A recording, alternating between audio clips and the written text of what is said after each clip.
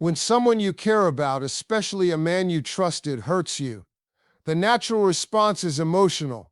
You want to yell, cry, call him out, maybe even hurt him the way he hurt you. That's a human instinct, and there's no shame in having feelings. But if you want to rise above the situation, if you want to truly protect your power, then you've got to learn how to hold your emotions in one hand and your dignity in the other. Reacting emotionally in the moment might feel satisfying, but it rarely brings peace. It often leads to regret. You text things you didn't mean, say things you can't take back, and give that man even more power over you than he already had. When you respond from emotion, you're handing the keys to your peace over to someone who didn't value it in the first place. You're letting him control your mood, your energy, and your spirit, and that's not where your strength lives. Responding with grace doesn't mean pretending you're not hurt. It doesn't mean smiling through betrayal or denying your emotions. It means choosing not to be consumed by them. Grace is power under control.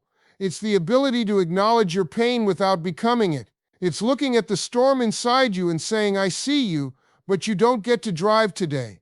That's not weakness, it's wisdom. That's maturity. When you respond with grace, you take back the narrative. You become the one who dictates the outcome, not your emotions, not his behavior, not the hurt. You make it clear that while he may have disrupted your world for a moment, he doesn't get to define how you move forward. Grace says, you may have broken my heart, but you won't break my character. People often confuse grace with passivity. They think being calm means being soft or allowing disrespect. But grace isn't about letting people get away with mistreating you. It's about choosing how you carry yourself in the aftermath. You can walk away. You can set boundaries. You can go completely silent. And you can do all of that without the drama, the shouting, or the spectacle. In fact, the quiet response is often the most unsettling one.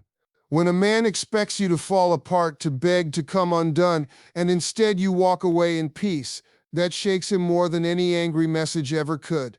Grace unsettles people because it shows them they no longer have access to your emotions.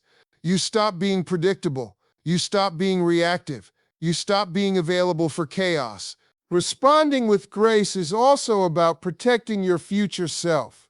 The version of you 6 months from now will thank you for not letting the moment pull you into something beneath you. Because when the dust settles, and you've healed, and he tries to spin the story in his favor, your actions will speak for themselves. You didn't get petty. You didn't spiral. You didn't let him drag you down to his level. That kind of control is rare and powerful. It's not about ego. It's about preserving your energy. Emotional reactions burn a lot of fuel and leave you drained. But grace builds. Grace restores. Grace gives you room to process, to heal, and to grow. You may not get an apology. You may not get closure, but you get something better. Clarity. You see who he is.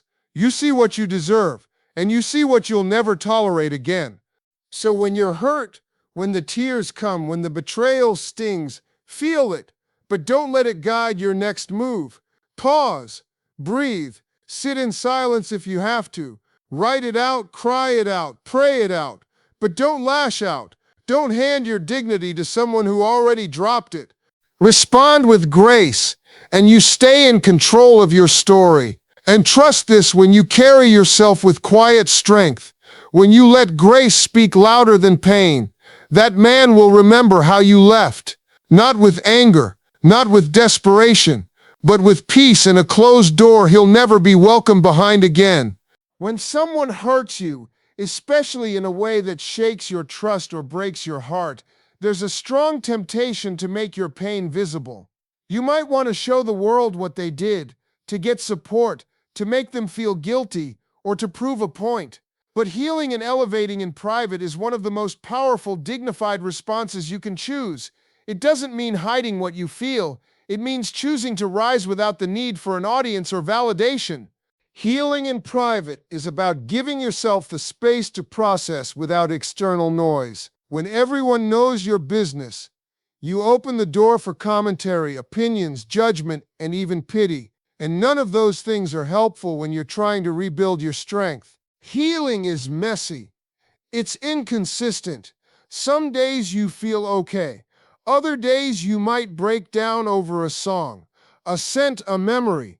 You don't owe that process to the world. You owe it to yourself to go through it honestly, without having to perform or explain it to anyone. Elevation isn't always loud. In fact, the best kind of growth happens in silence. It's in the days where you choose to get up and try again, even when nobody sees it. It's in the discipline of putting your phone down, not checking on what he's doing, not making it about him anymore. It's about shifting the focus inward. What does your soul need? What does your future require? What habits no longer serve you? When you heal in private, you take back control. You stop reacting to how they move and start choosing how you want to move. You don't give them access to your healing timeline. They don't get to know if you're crying at night or finally sleeping in peace. They don't get to see whether you're missing them or moving on. That mystery, that's part of your power now. Because the truth is, the person who hurt you doesn't deserve a front row seat to your recovery. Elevating in private also protects your progress. Not everyone is happy to see you grow. Some people, including the one who hurt you, will try to pull you back down, test your boundaries, or pretend they've changed just to re-enter your life. But when your glow-up isn't public, they can't attach themselves to it. They can't copy it. They can't interrupt it. You get to work on your body, your mind, your goals, your peace without distraction, without interference. Social media can make it feel like you have to post every milestone to prove you're okay. But true healing doesn't need an audience. You don't have to show people how strong you are while you're still figuring it out. Strength isn't always visible. Sometimes it's in the moments when you choose not to post that revenge body selfie. Sometimes it's in choosing not to throw shade, not to name drop, not to announce your comeback before it's fully built. Healing in private gives you the gift of authenticity. You cry when you need to. You rest when you need to. You grow at your own pace, not under pressure to perform resilience. You're not trying to convince anyone you're fine. You're actually working on being fine. That's deeper. That's real. That's what lasts. There's something sacred about building yourself back up in silence. When you reemerge, whether that's weeks, months, or even a year later, you don't have to say a word. People will feel the difference in your energy, your boundaries, your presence. You won't be the same woman who was crying in the dark. You'll be the one who used the darkness to find her own light. And by keeping your process to yourself, you protect your peace. You choose who gets access to the new version of you. You don't owe your comeback to anyone. You're not a show. You're a story unfolding, and not everybody gets to read the next chapter. Heal and elevate for you, and let the results speak louder than anything you could ever post. When someone hurts you and expects you to fall apart, nothing throws them off more than seeing you completely unbothered.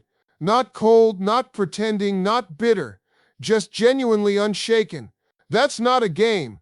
That's a level of emotional maturity and inner strength that most people don't expect, especially from someone they thought they could break. There is a specific kind of silence, a certain peace, that shakes a person who is banking on your reaction. There's a difference between pretending not to care and truly not needing to engage. Pretending is loud. It's passive-aggressive posts, subtle digs, forced laughter, exaggerated confidence. True indifference is quiet. You don't have to prove you're okay. You just are. And that calm, that ease, it doesn't come from ego. It comes from doing the work. It comes from choosing to center yourself instead of centering the pain. Most people are used to cycles. Hurt, react, argue, make up, repeat. When you don't feed that cycle, when you simply exit the loop and go about your life, it disrupts their expectations. They expect drama because drama gives them relevance. When you take away the show, you take away their power. That's where the confusion starts. How can someone you hurt be okay without you? How is she laughing, working, shining, and not even glancing in your direction? It gets to them, and not because they miss you necessarily, but because they didn't expect you to handle it with so much composure. They thought they were central to your world. Seeing you unbothered forces them to realize they were just passing through your story, not the main character. You don't have to say it. Your lack of reaction says everything. When you're unbothered, it's not about ignoring your feelings. It's about refusing to let those feelings control your actions. You still feel the pain. You still go through the process, but you do it in a way that protects your energy. You take your time, take your space, and you learn how to regulate your emotions without making them someone else's responsibility. That kind of peace isn't performative. It's earned. Unbothered doesn't mean you didn't care. It means you've accepted what is, and you've decided not to fight for something that disrespected your peace. That's not cold-hearted. That's clarity. It means you've stopped assigning value to someone who couldn't value you properly. You're not trying to teach him a lesson. You're just living yours. This kind of self-control is intimidating to people who rely on emotional chaos to feel important. If he was expecting you to fall apart and instead you flourished, he'll start questioning himself. He may even try to poke at your peace to see if it's real. He might text just to get a reaction, watch your stories, drop a vague message hoping you'll take the bait. But when you're truly unbothered, you don't need to play those games. Staying unbothered also protects your dignity. You don't have to lower yourself just to be seen. You don't have to scream to be heard. You don't have to expose your pain to get closure. Your stability is your response. It's not about pretending you're fine. It's about reaching a point where you genuinely are, even if you're still healing underneath. There's strength in restraint. There's power in not giving someone the access they once misused. So when he sees you, maybe online, maybe in person, maybe just through mutual circles, smiling, glowing, peaceful, productive, it's not just confusing, it's humbling. He'll wonder how he lost a woman who didn't just survive the hurt, she grew from it. And he'll realize that she no longer looks back because she's too focused on what's ahead. That's the moment everything flips. Because being unbothered is not a performance. It's not indifference dressed in pride. It's what happens when you know who you are, what you deserve, and you refuse to let anyone who couldn't see your worth define your value. The confusion they feel is just the echo of a door you already closed with grace, with peace, and without ever needing to say a word. Closure is one of those things people go searching for, like it's a missing piece of a puzzle someone else is holding. When someone breaks your heart, walks away, or leaves you with more questions than answers, it's natural to want an explanation. You want to know why they did what they did, why they changed, why they gave up. And it's easy to believe that if they could just sit down and explain it all to you. But the truth is, closure doesn't come from someone finally telling you what you want to hear. It doesn't come from an apology wrapped in regret, or from them showing up after the damage is done to offer some watered-down version of honesty. Waiting for someone to give you closure is like handing them the power to decide when your healing begins. Closure isn't a conversation. It's a decision. It's the moment you realize you may never get the full story, and you stop letting that missing piece hold you hostage. It's choosing to stop circling the same questions and accepting that some chapters don't come with neat explanations. People leave, not always because of something you did or didn't do, but because of their own fears, issues, selfishness, or inability to love the way you deserve. There's this belief that if we could just understand why it ended, we'd feel better. But most of the time, the why won't satisfy you. Even if they told you the truth, it might not match what you imagined, and it still won't undo what was done. Words won't erase the silence they left you in. Apologies won't undo the way they made you doubt yourself. And explanations won't erase the months you spent hoping they'd change. That's not closure. Real closure comes in quiet moments. It comes when you finally admit to yourself that you don't need their permission to move on. It comes when you stop checking your phone, stop replaying conversations, stop romanticizing the parts that made you feel good while ignoring the parts that broke you. It comes when you understand that healing isn't about waiting for someone to come back and fix it. It's about choosing yourself in the aftermath of their absence. Sometimes closure is realizing they don't have the emotional capacity to give you what you deserve. Sometimes it's accepting that even good moments can exist inside of unhealthy relationships. Sometimes it's understanding that not everyone you love is meant to stay. And none of that needs their approval or acknowledgement. You don't need them to tell you it's over to believe it. You don't need them to say sorry for you to forgive. Closure is when you reclaim your voice after it's been silenced by confusion. It's when you let go of the version of them you created in your mind and start seeing them clearly for who they are. It's when you start asking yourself better questions. Not why did they hurt me, but why did I allow that? Not what did I do wrong, but what did I learn? It's when you stop trying to edit the past and start investing in your future. You find closure in the moment you stop looking for it outside of yourself. It's in the tears you shed when nobody's watching. It's in the decision to block, to release, to walk away without needing a final word. It's in waking up one morning and realizing you didn't think about them. It's in finding peace in your own reflection and pride in how far you've come without their help. Closure doesn't come tied up in a bow from someone who hurt you. It's built quietly, consistently in the way you love yourself back to life. And once you find it within, you stop needing anything from them at all. When you've been hurt, especially by someone you love deeply, the first response is often to cry. Not just the kind of cry that comes with tears, but the cry that shows up in your actions. The kind where you chase after explanations, beg for clarity, post the pain online, or try to prove your worth to someone who already devalued it. That's the outcry, loud, emotional, and exhausting. It's human, it's real, but it's not where your power lives. Outcry might feel like release in the moment, but it rarely brings healing. In fact, it often pulls you deeper into the mess. You think if you just scream loud enough, whether through words, tears, or energy, they'll come back, or at least see the damage they caused.